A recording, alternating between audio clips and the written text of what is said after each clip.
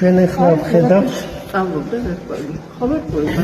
ყველაზე უძველეს წარწერებს ყოველ შემთხვევაში ჩვენ ვიცით სოფლიოში 5 ძველი დამწერლობა ეს არის შუმერული, ეგვიპტური, ხარაბას კულტურის, ელამური და კრეტული დამწერლობა.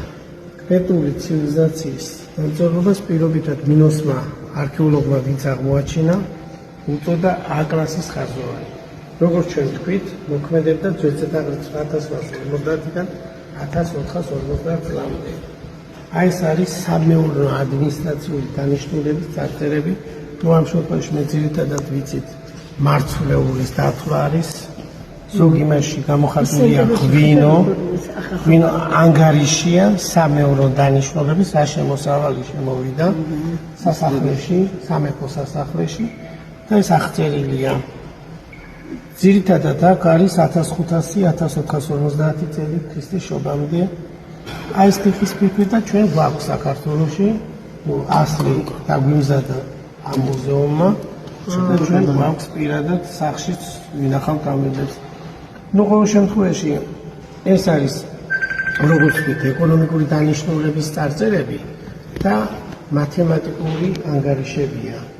ზოგადად წილადი რიცხვებია, მთელი რიცხვებით 1, 2, 3 წილადი რიცხვებით და საკმაოდ რთული მათემატიკური აღრიცხვა აქვს. მათ აქვს საზომი ერთეულები, წონის, მასის, სიგრძის და განსაკუთრებული სისტემა თვლისა. თვლის სისტემა აქვს ათობი.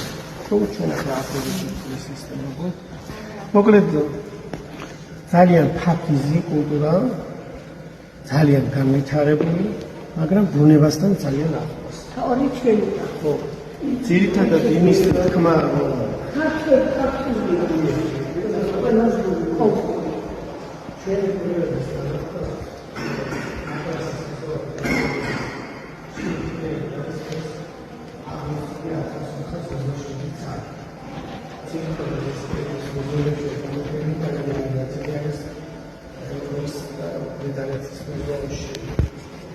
ეშკოლის მუზეუმი არის ოსმალეთის უნივერსიტეტში.